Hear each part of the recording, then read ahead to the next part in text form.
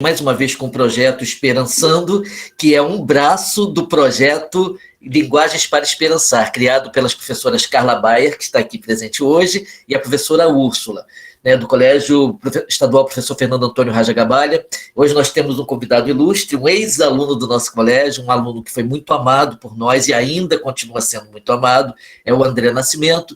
Né? A Carla vai liderar a entrevista com o André e ele vai falar muito dele, e aí aquele esquema todo que você já conhece. Muito obrigado a todos que estão aqui. Quem está chegando agora, coloca a turminha ali, por favor, no chat, porque se porventura cair, a gente tem como salvar o nomezinho de vocês para ganhar a presença e a notinha também, o pontinho. Tá bom. Carlinha, toda sua. Mais uma vez, boa noite.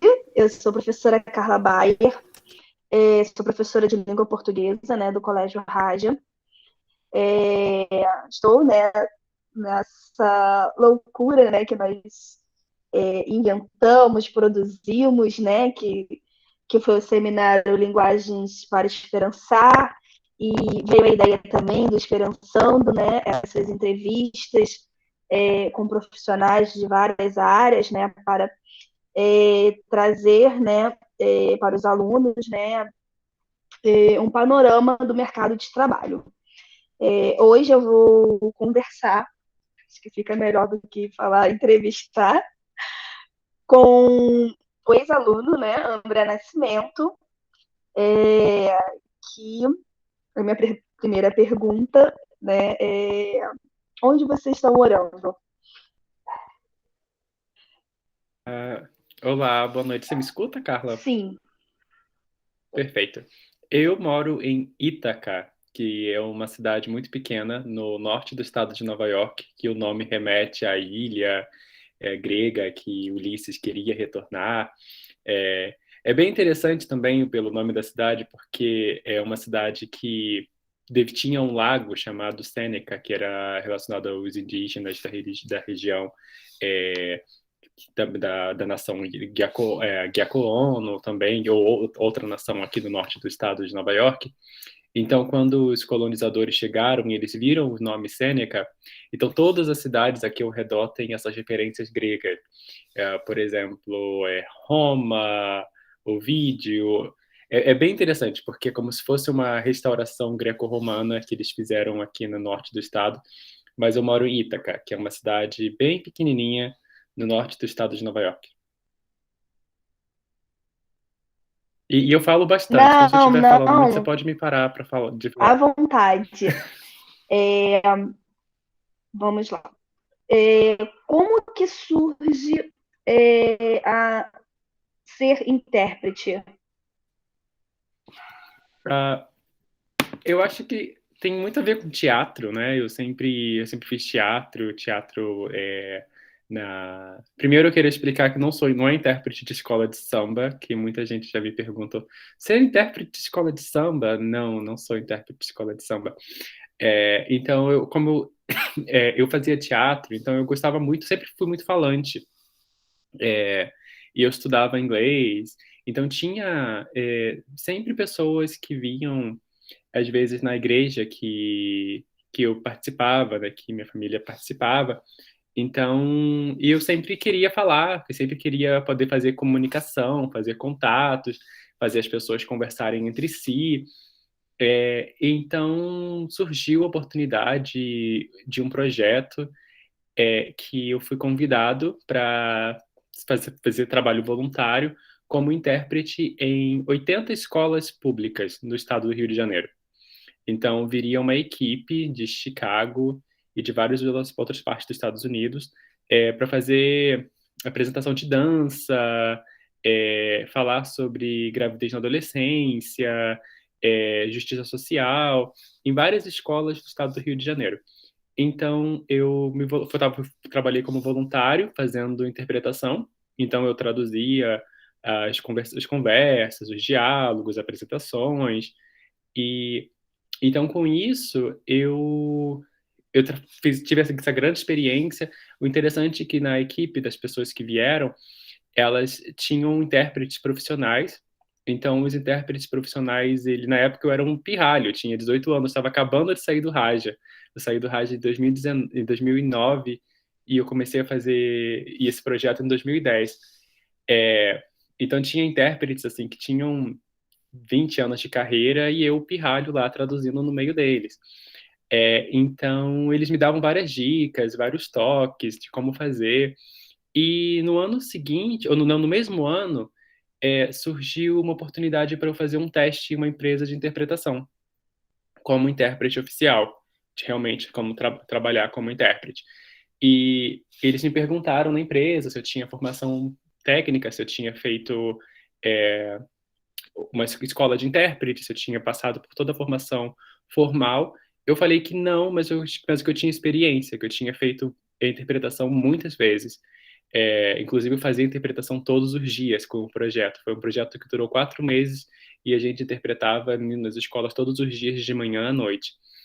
Então, quando eu fiz o teste, tinham 2 intérpretes muito respeitados me escutando, e foi interessante porque eu comecei a fazer, né, eles pediram para eu começar a fazer, e nesse dia, se eu não me engano, estava o Gilberto Gil. Foi um evento super grande no Odeon, no Cinema Odeon, no Rio de Janeiro. Era um grande evento de cultura digital. E tinha esse professor de Harvard que estava apresentando, e eu estava traduzindo ele do inglês para o português. E o auditório estava lotado. Então ele começou a falar, e como eu fazia teatro, eu sempre imitava as pessoas. E como eu interpretava também pastores, eu interpretava pessoas que falavam com muita gesticulação, eu sempre imitava as pessoas, imitava tom de voz, imitava gesto, sabe? Se a pessoa chorava, eu chorava junto. Então, eu estava fazendo tudo isso, interpretando o professor, mas o professor teve uma hora que ele tossiu, e eu tossi junto. O auditório inteiro riu, e o professor não entendeu o que estava acontecendo, né? E eu falei, ai meu Deus, eu vou ser demitido antes de ser contratado, vou me tirar daqui da cabine. Aí quando passou uns 5 minutos depois que eu tinha tossido, junto com uma pessoa, e as pessoas ouvindo, sabe, eu tossi no microfone. Então quando passou os 5 minutos, os 2 intérpretes falaram para mim, acabou.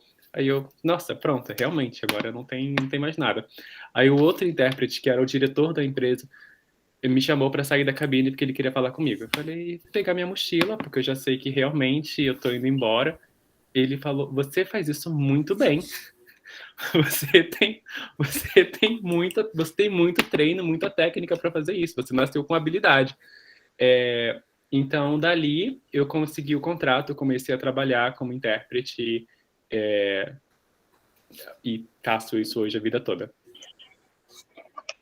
Agora, eu vou perguntar um pouco da sua formação. Qual faculdade, qual curso você cursou, né? Até porque é para dar esse norte para os alunos. Então, assim, quero ser intérprete, quero dar aula de inglês, quero estudar línguas, então, para mostrar um caminho para os alunos. Sim. O relação com interpretação, honestamente, não depende muito da formação que você possui. Por exemplo, você pode fazer uma faculdade de engenharia e fazer um curso de formação de intérprete, que é um curso que eu recomendo que as pessoas façam, que é um curso bem intensivo, que geralmente dura 1 ano ou 2 anos. No mínimo, um curso bom duraria pelo menos 1 ano. Um curso de formação de intérprete com menos de 1 ano não é um curso confiável. Mas o que é interessante é você conseguir fazer, então, um curso de formação de intérpretes. E, obviamente, você tem que chegar no curso de formação de intérprete falando uma segunda língua. E as técnicas que a gente aprende no curso de formação de intérprete são técnicas de que não é... A nossa intenção não é exatamente comentar ou traduzir exatamente cada palavra que a pessoa fala. A ideia é você interpretar o discurso. Você vai fazer uma interpretação da mensagem que a pessoa está dizendo, até mesmo porque muitos desses eventos são simultâneos. Então, a gente não tem o tempo hábil de conseguir traduzir cada palavra. Então, o que é importante é a gente conseguir levar essa mensagem e levar essa mensagem de forma precisa, o mais próxima possível, pensando nas todas as ideias de tradutor como traidor. Então, a gente tem que tentar fazer o nosso trabalho de conseguir aproximar o máximo. Então, então isso eu acho que é uma coisa interessante da formação de intérprete, ou de ser intérprete, porque talvez as pessoas façam, eu quero fazer, eu não sei que faculdade que eu quero fazer. Eu fiz letras, eu fiz faculdade de letras, fiz faculdade na FEUC, eu estudei português e inglês. Claro, com cursos, formações, sempre fazia aulas de literatura, UFRJ, Rural, UERJ, mas o que é interessante é que eu tinha vários colegas de trabalho que não tinham nenhuma relação com letras, que tinham estudado direito, que tinham estudado medicina, que tinham estudado engenharia. Então, eles tinham outras formações, e, inclusive, essas outras formações eram excelentes aportes para essas pessoas poderem, por exemplo, traduzir uma área de petróleo e gás. Se você também é engenheiro de petróleo e gás, obviamente você vai fazer uma excelente interpretação da área de petróleo e gás, porque você conhece todos os termos do métier, de como que você pode, então, ter uma linguagem que as pessoas na área falam aquela linguagem. Porque eu trabalhei muito tempo com petróleo e gás, eu fui intérprete de petróleo e gás durante muito tempo, eu trabalhei, inclusive, bem próximo com o Ministério de Minas e Energia durante o governo Dilma.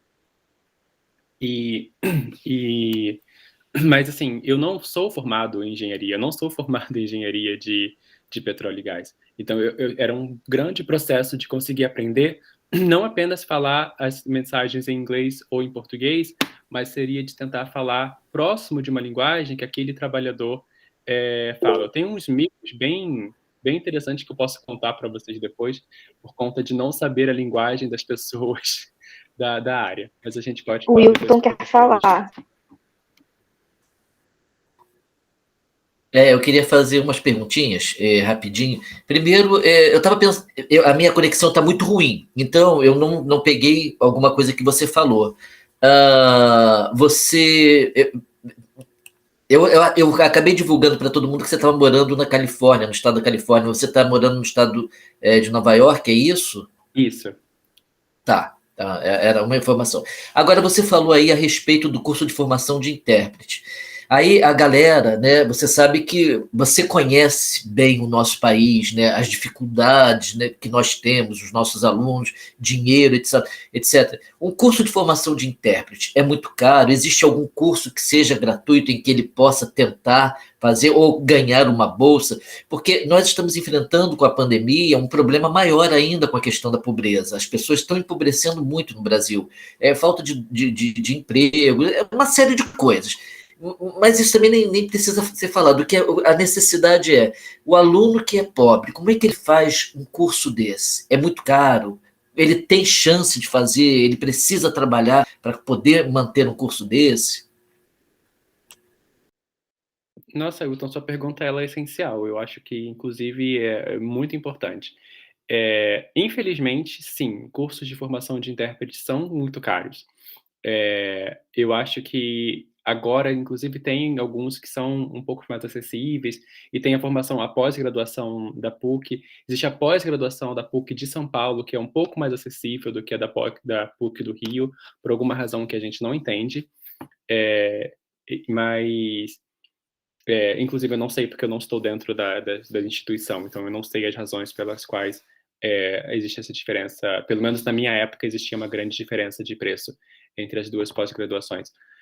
Mas existe formas de as pessoas conseguirem bolsas. Eu posso, inclusive, tentar pensar em tentar fazer algumas pontes com vocês, de ver se a gente consegue divulgar algumas bolsas para vocês. Eu não posso prometer, mas eu posso tentar. Desculpa. Mas o essencial, o caminho que eu acho que eu sugeriria para o estudante que fez curso de inglês, se conseguiu fazer curso de inglês, conseguiu aprender inglês sozinho, e fala inglês bem, ou fala espanhol bem, e quer seguir a carreira de intérprete, eu sugeriria fazer cursos online gratuitos. Eu acho que esses a gente tem no YouTube, a gente tem formações básicas, a gente tem canais de tradutores no YouTube que dão dicas, no Instagram que dão dicas de tradução, eles dão workshops freelancer, ou workshops, sabe, relâmpagos, que eu acho que isso é muito interessante conseguir fazer. E então eu recomendaria essa pessoa fazer curso de tradução escrita, e com o dinheiro que você começa a ganhar com tradução escrita, você investe em tradução simultânea. Porque uma coisa também que é importante dizer eu acho muito útil para o intérprete simultâneo fazer tradução escrita, porque a tradução escrita vai te dar uma gama de vocabulário tão grande nos dois idiomas que você vai conseguir. Porque a gente pensa que às vezes a gente precisa dominar muito bem apenas o outro idioma, o idioma alvo, né, o idioma que eu vou fazer a tradução. Mas é importantíssimo a gente dominar o nosso idioma primeiro, sabe? A gente dominar português, a gente falar português muito bem, porque o entender português, escrever bem em português, e conhecer diferentes sinônimos, diferentes formas de dizer, porque não é sobre saber todas as palavras, mas é sobre conseguir dizer todas as palavras de muitas formas. Se eu não conheço uma palavra, eu não sei exatamente como que... Eu sei essa palavra em inglês, mas não sei como é que ela é exatamente em português.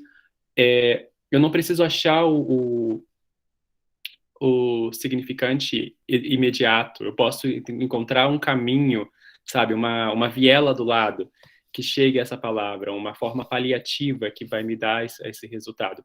Então, eu acho que a tradução escrita, para resumir, ela permite muito que o tradutor possa melhorar o seu arsenal de conhecimento linguístico, para que, inclusive, ele possa ser o melhor intérprete. Então, eu acho que seria o caminho que eu diria para o estudante que esteja interessado em fazer interpretação. Começa com esses caminhos paralelos com tradução escrita, e daí você consegue investir em tradução, interpretação simultânea. Uma dica legal, que eu acho que seria muito bacana para o estudante do Raja, é que se você gosta de filme, se você gosta de legendagem, eu acho que é um dos caminhos mais fáceis para conseguir trabalho com tradução. Existe um curso chamado Brasilis, que fica no centro do Rio de Janeiro. Eles não é um curso caro, é um curso bem acessível. Eu acho que dura 3 meses ou 4 meses, e eles dão uma formação bem legal com relação à formação em tradutores de legenda. E eu acho que isso dá um grande impulso para você conseguir fazer bastante trabalho, porque eles estão sempre contratando. E não é apenas para legenda para filme, sabe? A gente pensa, eu quero trabalhar para fazer legenda para filme. Mas legenda para filme é apenas a ponta do iceberg de todo esse mercado que trabalha com legendas. Por exemplo, se você trabalha na Ford e todas as reuniões internas da Ford, os vídeos da empresa que estão circulando entre os trabalhadores, precisam de legenda. Então, eles vão contratar esse tradutor para poder fazer as legendas. E, inclusive, as pessoas preferem, os grandes tradutores de legenda, preferem trabalhar para empresas que não fazem filmes, que não fazem nada com Hollywood, nada para traduzir Marvel, porque, inclusive, eles ganham muito mais traduzindo para empresas privadas do que traduzir para grande mídia.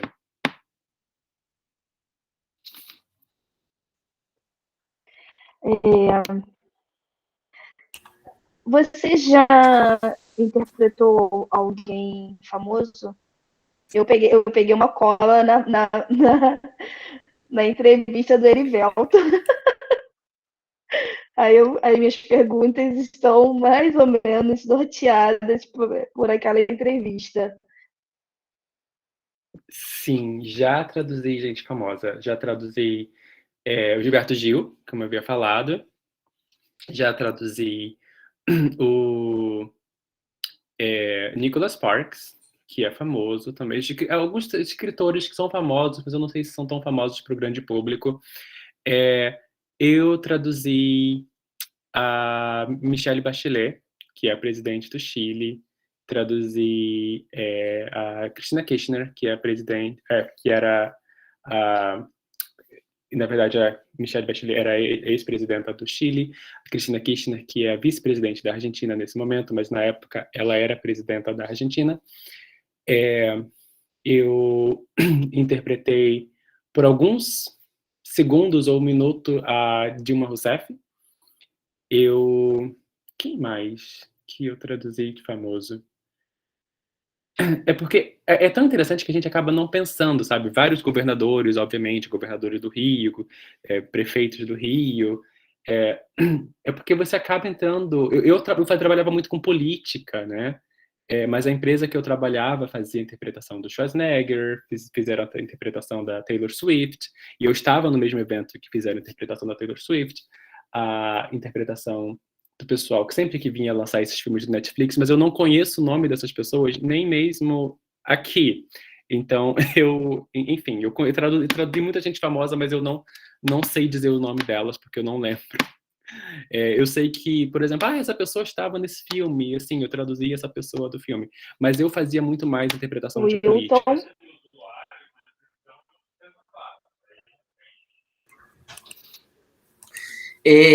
Você, André, sempre foi um menino muito engajado lá no Raja, principalmente em questão política, né? Qual foi a importância? Eu sei qual vai ser a resposta, tá? Eu sei que a referência que você vai fazer é de uma grande professora que infelizmente já está aposentada lá no Raja, mas é uma parceirona nossa. Sempre que tem trabalho no Raja, ela vai lá e faz, ajuda os alunos. A importância do Raja na tua vida, nesse aspecto político, dessa visão que você tem mais ampla, do reconhecimento das necessidades do povo, do coletivo, do sofrimento do brasileiro, né? Qual é a referência do Raja que você tem para ir também, né, além de outras coisas, para a sua vida? Eu sou particularmente muito... como é que se fala a palavra? Eu sou muito biased. Eu sou muito... É difícil para eu falar do Raja, porque eu sou muito tendencioso, achei a palavra, eu sou muito tendencioso para falar do Raja, porque antes dessa minha paixão pelo Raja, eu não queria ir para o Raja quando eu estava ainda no ensino fundamental. O meu sonho, porque como eu estudava inglês, estudava francês, tinha estudado francês, sabia espanhol, o meu sonho era estudar no setor. Queria muito estudar no setor. Era, sabe, aquela minha obsessão, eu quero estudar lá, eu quero poder ir para lá, sabe, eu quero trabalhar com turismo e quero fazer o técnico de turismo que eles tinham. Nem sei se isso existe ainda. Só que eu não tinha dinheiro suficiente para fazer todas as provas, eu não tinha dinheiro suficiente para me locomover, não teria dinheiro no começo, porque acho que era uma escola federal e era em outra cidade, de me locomover, de pagar a passagem para ir estudar. Então, eu não consegui, nem consegui continuar no processo do setor. Então, eu fui para o Raj, assim, muito desanimado. Falei, nossa, caramba, eu tinha tanta vontade de fazer tanta coisa e não consegui fazer. Então, eu cheguei no Raj bem desanimado e eu tive uma aula de filosofia, que eu sempre adorei filosofia, com a Ofélia Ferraz. E foi uma aula sobre... Essa primeira aula a gente tinha que fazer um trabalho repensando e meio uma coisa de arte, fazendo um projeto grande, assim, com o Mito da Caverna. Eu lembro até hoje disso, né? E eu fiz esse trabalho sobre o Mito da Caverna e comecei a falar sobre as relações políticas do Brasil, né? De como que a gente estava em um mito da caverna, que a gente não conseguia ver a nossa realidade, mas a gente via uma realidade atravessada por sombra e que não sei o quê. Aí, quando a Ofélia entregou o trabalho de todo mundo, ela não entregou o meu. Ela falou, eu preciso conversar com você. Aí ela falou, o seu trabalho é muito bom, seu trabalho é um trabalho que poderia ser um trabalho acadêmico, de universidade, e eu quero te conhecer. Então, a gente começou a ficar bem próximo, sabe? Então, a Ofélia, eu lembro que ela não gostava de sair no horário do recreio, de descer. Então, a gente conversava e a gente morava perto, na Estrada da Fossa, então ela sempre me dava carona para casa, e eu passei a fazer parte do ciclo da família dela. Então, ela foi muito marcante para mim nesse processo de construção. Foi realmente muito fundante para a pessoa que eu sou. A Ofélia, ela é É a maravilhoso ver Ofélia, você. ela é uma pessoa ímpar, não tem. Até o nosso projeto agora foi muito pautado, né, em cima da Semana de Sociologia, né? Foi um seminário das linguagens. Então, nós fizemos oficinas e palestras, várias oficinas, mas muito pautado, né, em cima do princípio da Semana de Sociologia. Eu até brinquei com o professor atual, né, de Sociologia, né, que desenvolveu esse ano. Eu falei, olha, eu peguei a sua estrutura, né, emprestada para poder produzir, porque como produzir nesse ano? Então, assim, como fazer e colocar o aluno para praticar, para desenvolver nesse ano atípico. Então, o online foi uma forma, né, que nós encontramos, né, para poder trazer, né, coisas boas, né, coisas interessantes e coisas para os alunos refletirem. Então, sempre agradecendo Não sei se o André sabe, a Ofélia recentemente lançou um livro, tá? Não, eu sei. Nós seguimos em contato. E o que é interessante é que não apenas a Ofélia, mas eu acho que os professores do Raja, eles tinham, claro que eu tenho certeza que continuam com isso, Você saiu tinham essa... você saiu do rádio um pouquinho antes de eu entrar. Eu entrei em 2012 no rádio. Você saiu em Caramba! 2009, por pouco. Sim. Os professores todos tinham esse humanismo radical, sabe? De olhar os alunos com pelas pessoas que eles são, não pela distinção ou por discriminação ou pela dificuldade, olhar pela roupa. Inclusive, eu acho que a ideia de uniforme que nós temos na educação brasileira é incrível. Eu acho isso muito boa, porque aqui nos Estados Unidos a gente percebe como que o fato das pessoas não terem uniforme, isso demonstra, sabe, descaradamente a desigualdade social. Mas mesmo com o uniforme, a gente percebe, você consegue notar as desigualdades sociais. E os professores no Raj eram todos tão humanos, tão incríveis com os projetos que desenvolviam. Eu lembro da classe que eu fiz com o Wilton, porque na época era uma classe que a gente podia fazer opcional, era uma classe facultativa. E era uma classe de português, e eu lembro que o Wilton falava, cuidado na escritura, você tem que escrever com a grafia, e sabe, era um cuidado tão gentil com todos nós, que eu sinto saudade dessa época, muito honestamente. Foram tempos muito importantes. Você ficou no nosso coração para sempre, cara, não adianta. E outra coisa, o Teatro de Campo Grande também te quer. Assim que você vier ao Brasil, vamos ver se faz pelo menos um esquete, cara. Com certeza, com certeza. Você sabe que eu sou pau para toda obra nisso, sabe? Eu tô Com certeza. precisando. E também precisando, eu adoro muito, né? Eu gosto muito disso. Desculpa, meu português tá muito. Eu quase não falo português no meu dia a dia, então está um pouco complicado. Mas assim que eu estiver no Brasil, seria um prazer poder participar de eventos na escola, enfim, de organização política, seria um prazer. O que mais que eu queria falar? Mas depois a gente pode, mas não vamos fugir depois de eu contar os micos da tradução simultânea. Deixa eu Pode só. começar agora, né, A Carlinha? Lohane Aparecida colocou assim: a tradução escrita me ajudou muito de verdade. Quando comecei a estudar inglês, fiquei investindo em traduzir vídeos das coisas que eu gostava. Eu acho que é isso mesmo, sabe? Você acha uma coisa que você gosta e você entra nessa coisa que você gosta, sabe? Você sabe aquilo que você gosta e você começa a estudar isso, sabe? Eu estou estudando russo agora. E nesse momento de estudar russo, eu tento conectar com as coisas que eu gosto, que são relacionadas, que têm a ver com russo, e, e isso é o que te dá interesse, porque se você apenas, eu gosto do idioma, mas eu quero aprender, mas se você não acha uma conexão emocional com a língua, você não consegue. E é interessante que, inclusive, se você acha, sei lá, uma série, que você está estudando inglês, e você acha uma série, e a série, não sei, tem um personagem de uma coisa que você gosta, tem um personagem que você se identifica. Eu sempre falo, quando eu estudava inglês, para os meus estudantes, se conectarem com a alma daquele personagem e replicasse, inclusive replicasse discurso,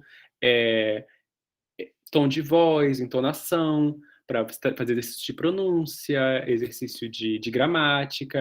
Então, é exatamente isso. E a tradução escrita, ela te ajuda a ter um contato com um vocabulário imenso. Assim. Hoje, se eu precisar pegar um texto, qualquer texto, e tiver que traduzir para o português ou fazer uma versão para o inglês, eu vou aprender alguma coisa no fim do dia. Ele sempre te ensina.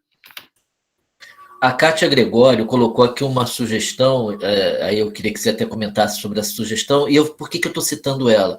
Porque a Kátia foi aeromoça, né? Ela é uma aeromoça aposentada da Varig, ela conhece o mundo inteiro, ela fala japonês, casou com um japonês, ela fala japonês, fala inglês, fala francês, fala opção de língua.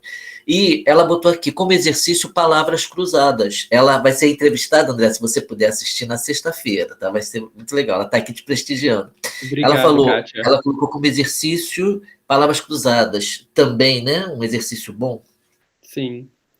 Um exercício que eu acho muito bacana é o exercício de modulação, ou de sombreamento, né? É você pegar uma música ou pegar uma cena de um episódio, de alguma coisa que você goste, e você ouvir, parar, repetir, e depois tentar falar junto. Fala junto, mas sem se importar exatamente com as palavras que estão sendo pronunciadas corretamente, mas apenas com ritmo, sabe? E segue com ritmo, e desse ritmo, e depois você vai tentando mexer na pronúncia, e depois da pronúncia, mexer, sabe, na conexão das palavras. Mas isso ajuda muito, porque uma das coisas que as pessoas acabam falando eu não entendo, eu não falo... Eu estudo inglês, mas eu não consigo entender o que as pessoas falam, porque às vezes o problema está porque você também não está falando corretamente. Então, quando você consegue mexer na forma que você está começando a pronunciar, o teu próprio cérebro, ele se adapta, então, a você ouvir melhor o som, porque você está produzindo o som melhor. Então, às vezes, quando a gente reclama que a gente não está entendendo, eu estou fazendo isso com russo o tempo todo, eu tenho muita dificuldade de pronunciar algumas coisas em russo, e quando às vezes eu escuto, não entendo, porque eu sei que eu estou pronunciando errado também. Quantas línguas você fala? 4. Russo não tá não estou contando o russo, mas eu ensino... Aqui nos Estados Unidos eu dou aula de literatura em espanhol, né, espanhol avançado. Eu falo francês e falo inglês, obviamente, por trabalhar aqui. E português, desse jeito bem torto, às vezes, com as palavras saindo ao contrário, mas consigo me comunicar. Cara, isso dá um orgulho pra gente, a gente fica tão feliz de ver você assim, cada vez mais e mais e mais. Já que você falou aí em português, existe aí onde você vive, porque eu lembro que na Flórida tinha, né, no estado da Flórida tinha, não sei se, isso há muitos anos atrás, não sei se hoje tem, talvez até por causa de muita gente do Brasil vivendo lá, talvez, mas aí no seu estado, existe algum curso, alguém se interessa pela língua portuguesa, né, pelo nosso idioma, alguém faz esse tipo de curso? Sim, na faculdade tem aula. Na faculdade tem aula de português, a gente ensina, tem curso de português na universidade, e há bastantes alunos aqui fazendo aulas, são bem interessados no programa, mas o problema da minha cidade é que não tem uma comunidade brasileira grande. Eu conheço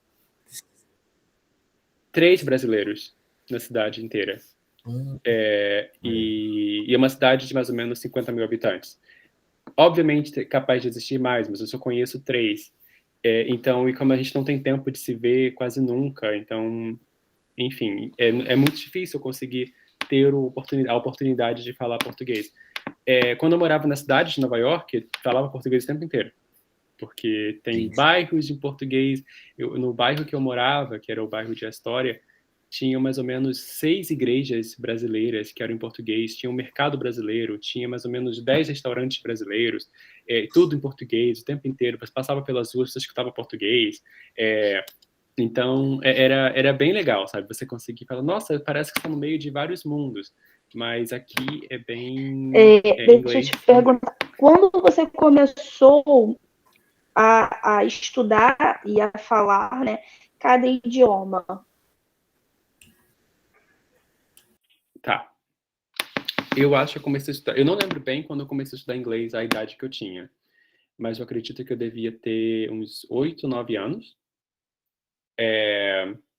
E quando eu passei para a escola, vou revelar minha idade agora porque eu não sei como é que se chama o nome da escola secundária. A escola que a gente Ensino fala na minha época era da quarta à oitava série. Fundamental 2. Da quinta à oitava série, isso, Fundamental 2. 2. Isso, Fundamental 2. Quando eu comecei, então, o meu Fundamental 2, na época eu acho que, eu nem lembro como chamava, quando eu comecei o meu Fundamental 2, eu não tinha vaga em quase nenhuma escola em Era o Campo Grande. ginásio. Porque... Ginásio, isso. Ginásio. Você é da época do ginásio? Não acredito. Ele pega o finalzinho, o último ano. A partir... Olha. Ginásio não é ensino médio, não? Não. Não sei. Era o primário, o ginásio e depois o antigo segundo grau. Ele vai pegar os últimos anos de ginásio. Eu fiz o ginásio, então, isso. Eu fiz o ginásio. Obrigado, Carla. Eu fiz o ginásio. E não tinha vaga em escola nenhuma para eu poder fazer. Porque eu estava numa escola em Bangu, na minha escola do Fundamental 1, em Bangu, e não tinha nenhuma vaga para mim. Então, a gente tinha minha mãe procurando, coitada, quase todas as escolas da região, e não tinha vaga, não pode, seu filho vai ter que ficar sem escola, e aquela coisa de tentar ir na CRE, então pedir ajuda para o governo para pagar a escola, porque a gente não tinha condição de pagar uma escola. E então surgiu uma vaga no Venezuela, na escola Venezuela. E na época tinha essa professora que tinha um projeto muito legal que se chama Reflete Brancher, e era um projeto junto com a UERJ e com o governo da França. Então era um projeto de educação bilíngue no Venezuela naquele momento. Então a gente tinha as aulas de francês na escola, a gente tinha aulas de francês pela tarde, e tinha sempre, sabe, delegados da comissão que vinham da França na escola. E como a escola se chamava Venezuela, a gente tinha que fazer aula em espanhol. Então, eu já estudava inglês e comecei a ser apresentado, então, ao francês e ao espanhol. Eu lembro que tinha uma professora de português que reclamou, que me escreveu uma carta para os meus pais, dizendo que eu não devia fazer isso, porque meu português era muito ruim. Porque meu português era muito ruim, porque eu estava no meio de várias línguas, então eu não estava conseguindo avançar com o meu português. E realmente eu tinha uma gramática em português terrível. Eu lembro que meus exames de português eram... eu tirava 5, tirava 4, e a professora reclamou. Na época eu achava com muita razão, mas eu gostava de estudar a língua, eu gostava de ficar nas aulas de língua. E então foi isso, daí. Só que quando eu saí do ginásio, com 14 anos. Isso, 14 anos que eu fui para o ensino médio com 15. Não tinha francês no Raja. Os cursos de francês que existiam na região de Campo Grande eram muito caros ou não aceitavam ninguém com menos de 18 anos. Tinha um pré-requisito de você ter 18 anos no curso de francês. E eu não entendia por que tinha que ter esse requisito. O único que aceitava era a Aliança Francesa, que dava um desconto, porque eu tinha feito esse programa de francês no Venezuela, mas eu não tinha a menor condição. O desconto da Aliança Francesa era um salário mínimo na época. O curso o curso com o desconto. Então, assim, era impossível, sabe? Como é que essa Aliança Francesa está em Campo Grande? Porque não condiz com a realidade social. Então, eu fiquei muito tempo sem estudar francês, então não sabia quase nada. Eu gostava muito do idioma. Então, eu voltei a estudar, morando aqui já nos Estados Unidos, voltei a estudar francês. E é interessante porque eu comecei a pular níveis, porque volta, né? Porque você foi imerso no idioma. Então, quando você começa a estudar, a coisa volta. Então, eu pulei vários níveis de francês e hoje eu falo bem francês. Uma dica que eu acho que eu vi uma pergunta sobre como melhorar o francês é assistir jornal. Eu assisto jornal francês todos os dias. Em vez de assistir o Jornal Nacional, eu assisto o jornal daqui, né, que é o NBC News. Eu vejo o jornal, o France 24. Eu queria fazer só uma colocação, é a minha última colocação, porque eu não paro de falar também, eu fico interrompendo toda hora. A Escola Venezuela, para quem não sabe, ela sempre foi vanguardista em Campo Grande. Na época da ditadura, a Escola Venezuela era a única escola que inseria um programa de crianças surdas. Então, ela fez um programa muito bom que mais tarde, infelizmente, assim que a ditadura acabou, não sei por que acabaram com o programa, uma pena, mas é uma escola que sempre esteve à frente. Ela foi considerada, em 1975, a melhor escola pública da América Latina. Então, naquela época era o Ginásio Estadual São João de Brito, ela não tinha o nome de Escola Venezuela, a Escola Venezuela era apenas para o primário. Aí você saía do primário, você ia para o ginásio, né, que era a antiga quinta série e tal, e ali você tinha uma gama de professores avaliando o aluno ali o tempo todo. Então, eram alunos que faziam muitas provas e passavam, saía do ginásio para estudar fora. Era muito interessante. Era um programa feito numa época em que Campo Grande ainda era zona rural, não era nem zona oeste. Falando sobre o ensino de surdos, atualmente a Venezuela é a escola, no caso aqui, que recebe os surdos aqui de Campo Grande. Então, o que ainda? Que bom. O município e o estado, né, o que eles fazem? O município envia, né, os alunos para lá, para Venezuela. Então, você tem turmas quase que completas com alunos surdos. Sim. Lá na Venezuela. Então, colocam todos os alunos praticamente lá. E no estado, eles colocam no SEIBM, até na oficina de Libras eu comentei isso, que questionei isso para os alunos. Vocês viram algum aluno surdo na escola? Eu lembro. Então, eu cresci com alunos surdos, era muito legal isso no Venezuela, porque a gente tinha os alunos que faziam, que a gente fazia as aulas. Esse programa, perdão, André, esse programa, ele aconteceu na década de 60, ele parou na década de 80 e depois, então agora eu estou sabendo, graças a Deus, retornou, porque ele ficou muito tempo parado.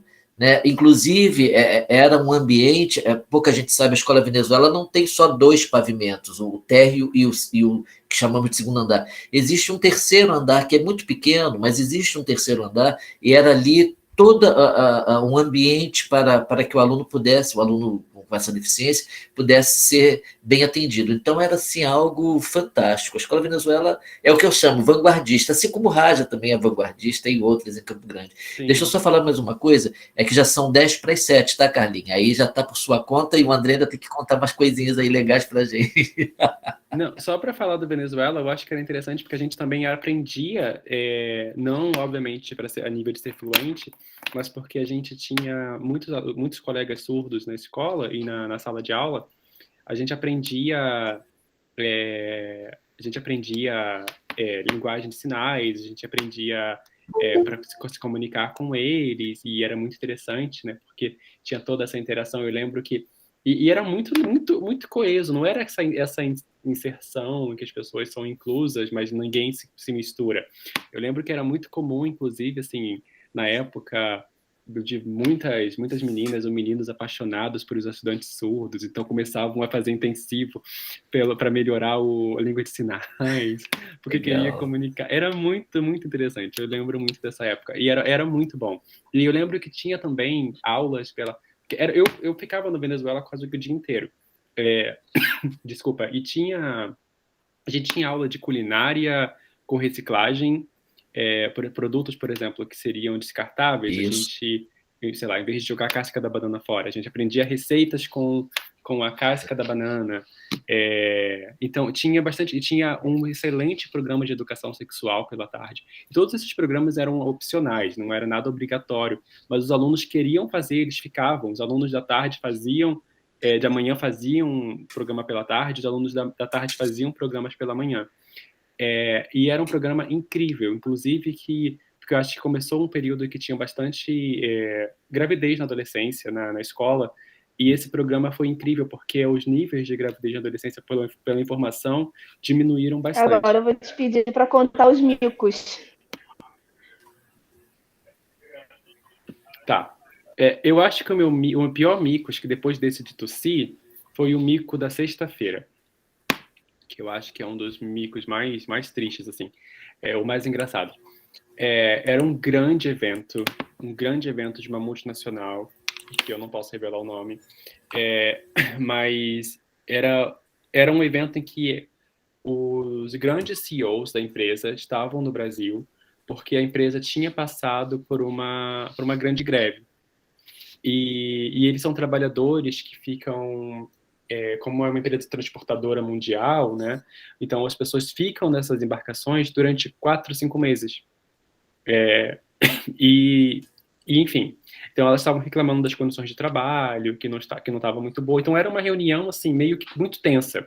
Era uma reunião que era para ter durado de 9 da manhã a 3 da tarde e durou de 9 da manhã a 11 da noite. Foi muito, muito longa. E nessa reunião, eu lembro que os trabalhadores, né, do sindicato estavam todos muito furiosos, então eles traduziam, e eu traduzia com a intensidade, e eu lembro que teve uma hora que eles falaram para mim assim, olha, muito obrigado porque você falou para ele tudo que eu queria falar. Eu falei, não, mas eu falei o que você queria dizer, porque eu estava sendo a sua voz. Mas chegou um dos trabalhadores, começou a falar, reclamando dos materiais da empresa. Então ele começou a falar, o que vocês não estão dando pra gente é um absurdo, a comida é uma porcaria, a gente só tem o direito de falar com a nossa família 1 minuto por dia, desde a embarcação. Então a gente fica 10 dias sem ligar para nossa família para conseguir falar 10 minutos com a nossa família. Isso é um absurdo. Vocês querem que a gente faça um trabalho bem, mas a sexta-feira sempre quebra. A sexta-feira vive quebrando. Como é que vocês conseguem? E eu traduzindo sexta-feira, como é que é sexta-feira, gente? Como é que sexta-feira quebra? E eu traduzindo para o inglês, The Friday Breaks.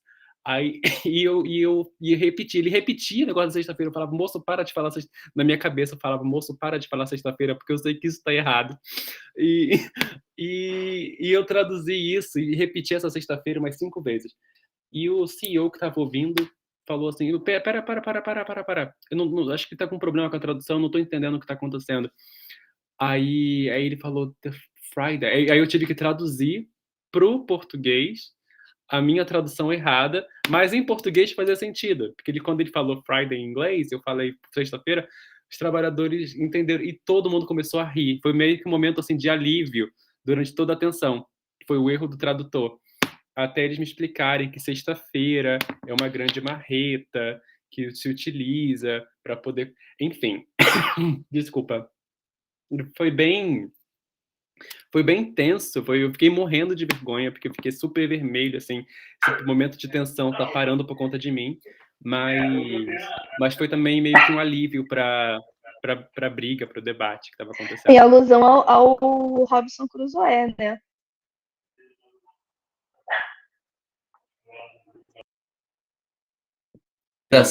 É engraçado que essa questão de tradução ela é complicada, né? Uma vez eu estava vendo um desenho, isso há muitos anos atrás, era o desenho do Zé Colmeia.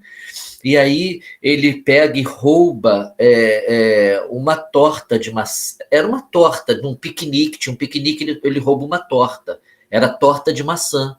Só que ele falava, peguei o abacaxi, aí o Catatal atrás dele, pega o abacaxi, meu Deus, mas aquilo é uma torta de maçã. Aí depois eu entendi, pineapple, apple pie. Quer dizer, a pessoa que traduziu, ela fez uma inversão no termo em inglês, né? E aí aquilo ficou no desenho durante muitos anos. Não sei se ainda existe, se a gente procurar no YouTube, né? Então você vê que ele está correndo com um bolo na mão, uma torta de maçã, e ele está falando ali, pega o abacaxi, cuidado com o abacaxi. Você, caramba, o que é isso? Então é muito interessante esses micos, entre aspas, que os tradutores, coitados, cometem, né? E é natural, errar é aquilo que a gente Não, fala, o que me é dava muita humano, né? tristeza era um azar que eu tinha, assim, porque eu sempre traduzia coisa política, então meu trabalho era muito com política. Mas, mas sempre vinha, assim, nos eventos que eu estava organizando, que eu estava traduzindo, uma pessoa, um rapper. Sempre vinha um rapper, um poeta, e a pessoa pegava papel e começava a ler o rapper, eu começava a ler a poesia. E você não existe como traduzir poesia, interpretar simultaneamente. Ou a pessoa começar a cantar um rapper na sua frente, e você fala, meu Deus, o que eu faço aqui, sabe? Não tem como, realmente. Então, mas era muito assim, sabe, 5 em 10 eventos que eu estava interpretando, sempre aparecia, inclusive porque político gosta muito de trazer, sabe, para talvez se sentir melhor, trazia um evento de arte, mesmo que eles ignorem a arte, para colocar, e era sempre esse momento que eu falava, caramba, eu vou ter que interpretar. Então, a gente fazia o que a gente pode, né? Então, a gente trabalha com o possível, não trabalha com o perfeito. E outra situação que não foi um mico, mas foi uma situação um pouco diferente, né? Foi quando eu interpretei a Mãe Beata de Iemanjá, que uma honra interpretar ela, foi na ONU Mulheres, eu interpretei esse evento na ONU, e ela estava muito emocionada com as questões, todos os debates contra a população negra no Brasil, contra o genocídio negro que a gente experimenta no nosso país, infelizmente. Mas eu acho que aconteceu algum momento, por conta da performance, que teve uma performance também, um rito religioso, em que ela estava em contato com com o transcendental dela, né? E para mim foi muito difícil conseguir fazer, porque quando a gente interpreta, a gente tenta mudar a voz para cada pessoa. Sei lá, tem 5 pessoas na mesa falando, a gente tenta fazer uma voz para cada pessoa, para que as pessoas consigam tentar conectar quem é cada pessoa. Então você está vendo essa pessoa receber um espírito transcendental ligado à sua ancestralidade. E eu não sei, era um evento super formal da ONU, e eu falo, o que eu faço, assim? Então, os outros intérpretes, a gente se olhava, assim, o que a gente faz? Mas não foi um mico, mas foi uma situação que a gente não soube muito o que fazer. Eu imagino, até porque você não é desse segmento religioso, né? Não, na verdade, não. Não. Mas eu tenho total... A sua formação é protestante? Sim, eu venho de família protestante, eu não tenho religião.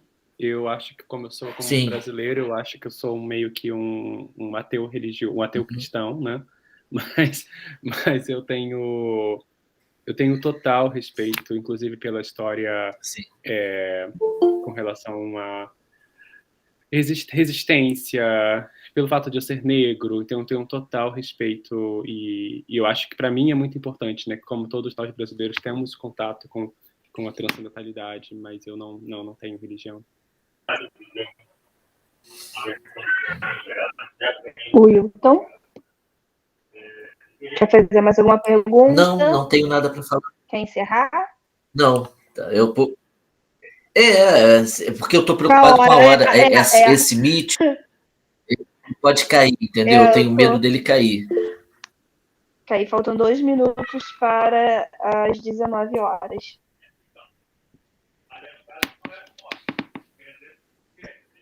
A não ser que o André queira falar mais alguma coisa. Foi um prazer, muito obrigado pelo convite, uma honra estar aqui com vocês. Adorei, gostei bastante, e obrigado por me convidar, por pensar no meu nome. Muito obrigada, André. Não, André, a gente... E a gente não esquece de você não, cara. O ano que vem nós vamos ampliar esse projeto da Carla e da Úrsula, e a gente vai fazer assim, com mais tempo, com mais organização. Foi muito assim em cima da hora, foi um ano difícil da pandemia, né? Tudo assim, mas graças a Deus tem sido um sucesso. E o melhor de tudo, André, que eu acho, as crianças da escola, que é uma escola que eu amo, que a Carla ama, que você ama, esses meninos estão vendo que é possível, sabe? Por mais distante que às vezes algo possa parecer, mas o aluno do Raja, quando ele é determinado, ele consegue. Então, vocês estão sendo para a gente, né, para essas crianças, um exemplo e um referencial. Eles podem se espelhar na história de vocês para conseguir alcançar o objetivo deles. Então, nós estamos assim, muito felizes e muito agradecidos da sua presença, não é isso, Carlinha? Sim,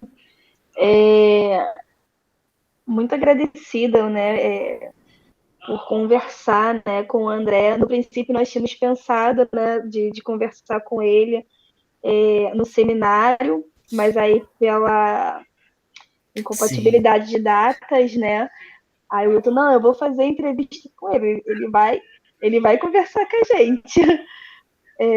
Porque tem uma história maravilhosa, né, e fala muito bem da escola e mostra para os alunos, né, como é o depois, né, saiu do ensino médio e aí, e como que é esse depois?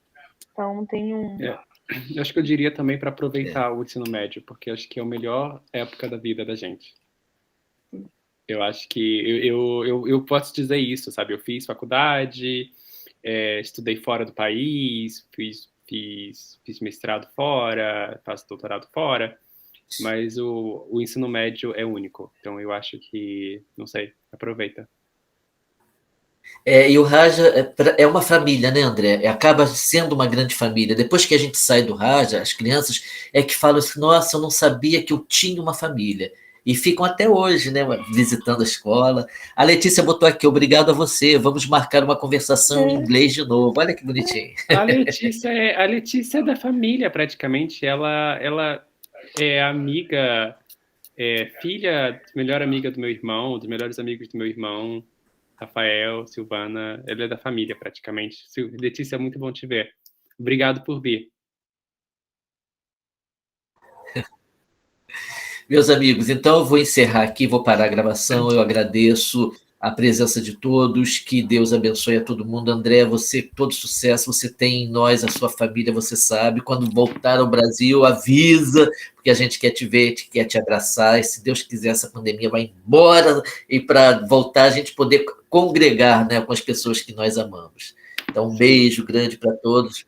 Carlinha, muito obrigado. Carla, sempre maravilhosa. Professora Carla, André e todo mundo que está aí. Muito obrigado a todos. Uma excelente noite. Tchau, tchau. Tchau, gente. Beijo. Tchau, fiquem com Deus.